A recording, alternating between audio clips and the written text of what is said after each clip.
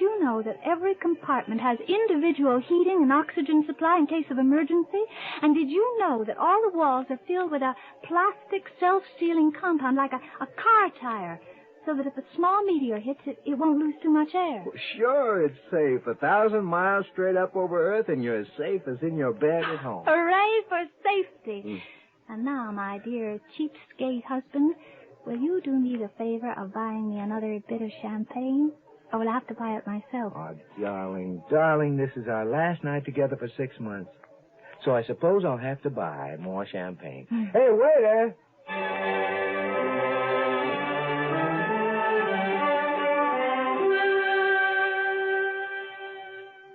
Nurse Jenkins, send in Lieutenant Britton. She'll be right in, Doctor.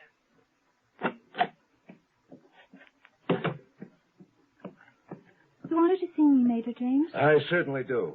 Being medical officer of Space Station 1 isn't an easy job under any circumstances. But you have made it 10 times as difficult. I didn't mean to cause you any trouble, sir. Well, you certainly have. I just got the laboratory report. The test was positive. It was? Oh, that's wonderful. Wonderful? What do you mean, wonderful? Well, My dear Lieutenant Britton, has it escaped your flittery female mind that you were in Space Station 1 in an orbit more than 1,000 miles from the surface of Earth? Have you forgotten that? No, sir. Well, if I had Captain Britton up here, I'd personally break his neck, but he's not. He's safe down on Earth while you're the one who's going to have the baby. Major James, neither my husband nor I intended this to happen. Of course not, but it did, nevertheless. Oh. I suppose it's not your fault, Lieutenant, but it leaves me in an awkward position. What are we going to do? This is a space satellite, not an obstetrics ward. I have neither the drugs nor the equipment to take care of you. Of course not. You'll have to send me back down to Earth when the next rocket leaves. What? You've been up here 2 months now, and your baby is due in another 7 months. Do you think I would risk sending you down to Earth in a rocket at 9 gravities of acceleration? Not at this stage of the game, Lieutenant. Well, how can I stay here? There's nothing else you can do. I'll have to contact the hospital at White Sands Rocket Base and have them send up the equipment I need on the regular supply rockets. Whether we like it or not, you'll be staying with us for a while. And we're going to have to take very good care of you.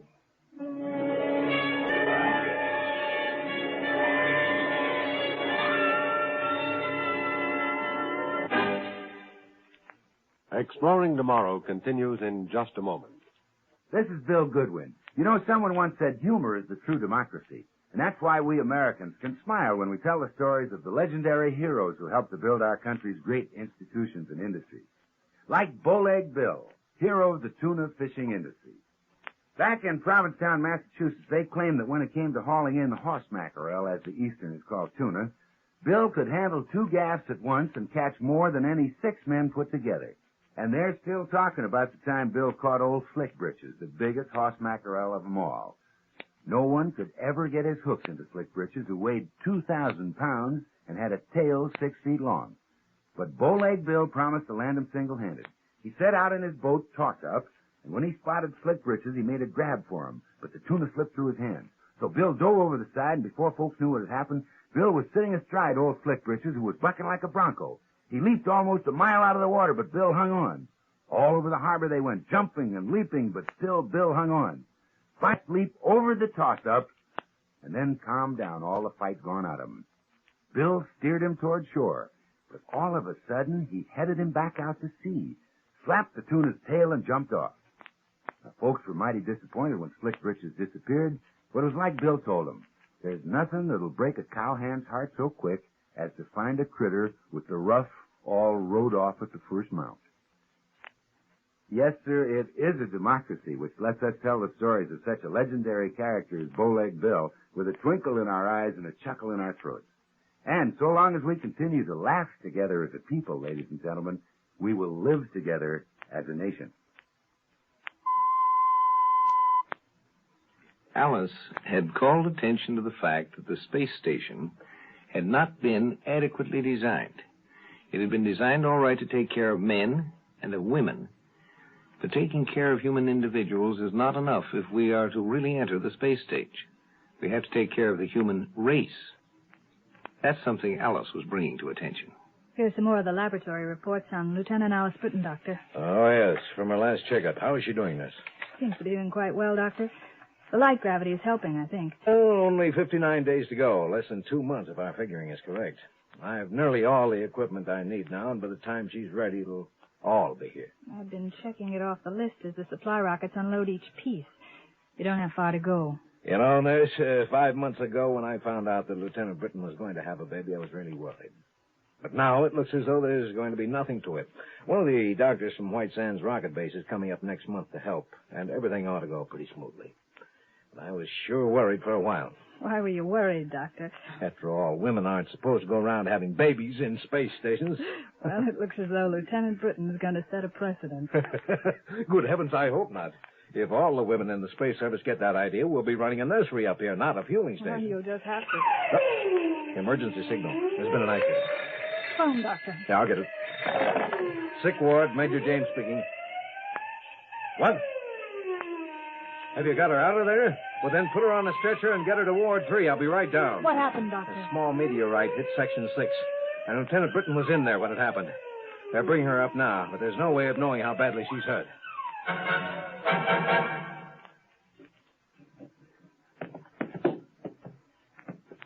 Be careful. Easy now. Oh. Now put the stretcher down on the bed. Oh. Easy. That's it, yeah. Now just take it easy, Lieutenant. All right, men. She'll be all right now. Thanks. Close the door, please. Oh. Oh. I hurt all over. You'll be okay. Nurse Jenkins will bring down a hypo in a few minutes. You'll be all right. I think I'll live, Major. But my ears are still ringing. Well, you must have lost air. Can you tell me what happened? I was in Section 6 checking some meters. All of a sudden, bam! A little meteor punctured the outer wall. Just a little bit of rock the size of a marble. But it was moving fast enough to put a hole in the wall. It sure was. Then what? When I wasn't hit, the air started going out into the vacuum of space. The wall is self-sealing, but a lot of air left the room before the hole closed. The automatic door closed. My ears were ringing. Everything got fuzzy. I guess I fainted. You're lucky the meteor was small and moving fairly slowly. Sealing compound in the wall closed the hole before you lost too much air, really. Your nose isn't bleeding. You haven't got the bends, at least. No, but I'm afraid the baby's going to be here sooner than we expected. Yes, it looks like it. And don't worry. 7-month babies are just as good as 9-month ones. And you're a pretty healthy girl. You'll be all right. And so will the baby. I know we will. Take care of us, will you, Major? Sure. Don't worry. That's what I'm here for. Remember?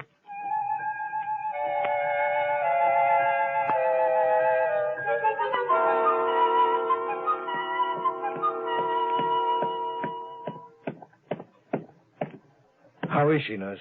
Gave her a hypo. She'll be able to relax a little. She's lucky to be alive. It's not all luck. Everything worked automatically. That's what saved her. Well, she's all right now. You want me to prepare the room next to hers as a delivery room? We'll need it soon. Well, that's what I was afraid of. But how soon, do you think? Not more than an hour or two, I'd say. What's the matter, Doctor? You look worried. Your premature baby has to have a specialized environment. An incubator. If it doesn't, its chances of survival are small, right? Well, yes. Well, we haven't got an incubator. The nearest one is more than 1,000 miles away. Straight down.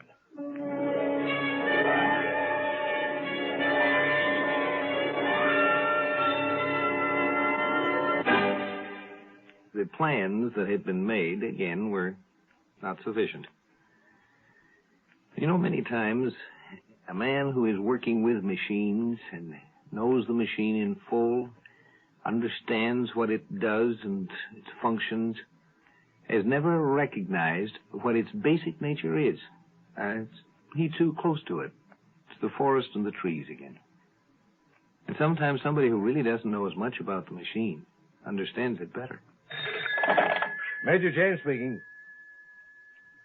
Yes, Colonel. From where? Europe. Yes, sir.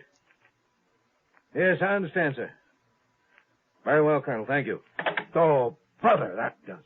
What's the matter now, sir? Our message to White Sands was intercepted. The newscasters have gotten hold of the story. The communications officer just picked up a broadcast from Europe. Big stuff. First baby born in space. Emergency measures being taken. The whole world knows about it now, and everybody on Earth is praying for Lieutenant Britton and her baby. Big sob story. Oh, Doctor, you may not like all the publicity, and maybe it isn't a good thing in some ways. But personally, I'm kind of glad it happened. Oh? But why? Doctor, that girl may need all that praying.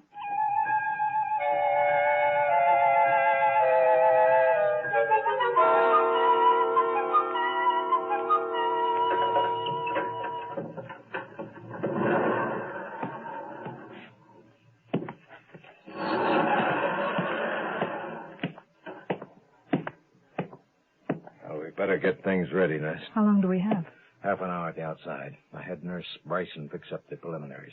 Any news? The station commander called. He said that White Sands has assigned Captain Britton to pilot the rocket that's bringing up the incubator. She'll be glad to see him. She's supposed to have gone back to her some months ago. Yeah, it'll probably do her good to see him. How's she feeling now? Oh, pretty fair. I think she'll be all right. She's got a lot of nerve, that one. She'll need every bit of nerve if she loses that baby. I know. You don't need to remind me. We need an incubator within half an hour, and there won't be one here for 2 hours. We haven't got it, and that's that. What can I do? I've tried everything. Can't the construction crew build one? Well, I thought of that first thing. I called the construction officer. He told me that there isn't any spare material up here to build one out of. It costs plenty to ship stuff up here by rocket, so they only order what they absolutely need. Isn't there anything at all? Well, not unless they cut holes in the space station. And that's what they're doing. They're ripping out one of the partitions. They'll use a heater from a wall and the oxygen apparatus from a spacesuit.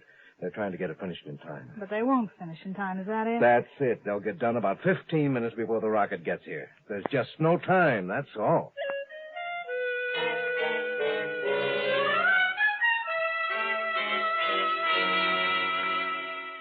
Now, try to take it easy, Lieutenant. Don't rush things. Well, I'm not rushing anything. Well, now, don't worry about anything. You'll be all right. I know. But I wish Jess was here. Your husband is on his way, Lieutenant. He's taking a special rocket up from White Sands. How long will it be? You'll have to hurry. He'll be a little late, I'm afraid. We have the delivery room all ready. It won't be long now. I know it won't. Did you get all the stuff you needed? How about the incubator? Well? There isn't any incubator. I didn't take the possibility of a premature delivery into account. It's all my fault.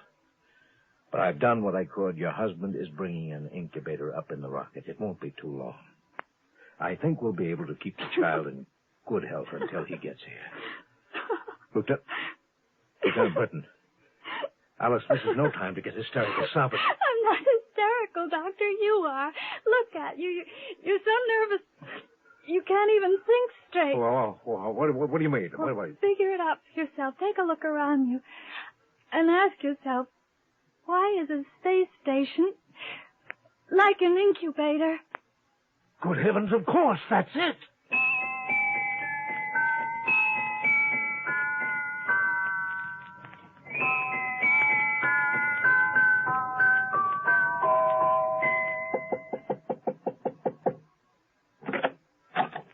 Can I come in? Yes. You finally made it. Come over here. Oh, hey, you look fine. How's it feel to be the most famous mother on earth? Huh? Or off it? Oh, I don't care about being famous. It's wonderful just to be a mother. And how do you feel, Daddy Britton? Oh, wonderful. Absolutely wonderful. Say, I brought you an incubator, but Major James said you won't need it. I asked him why, and he said he felt too foolish about it to explain. He said I should ask you. What's the story? Well, it was very funny. Poor man was running around in circles worrying about an incubator. He had you bring one up, and I understand he had the construction crew tearing down the walls to make one. Really? Really. And I finally asked him, why is a space station like an incubator? And he got it right away. Got it? Got what? Oh, don't you see, silly? A space station is a sort of an incubator. It protects us poor, weak humans from the airlessness and extremities of temperature in space. And each room of this station is a separate compartment. They can be self-sustaining if they have to. So what did the Major do? We just had one whole room isolated. You raised the temperature, pumped in extra oxygen, and bingo,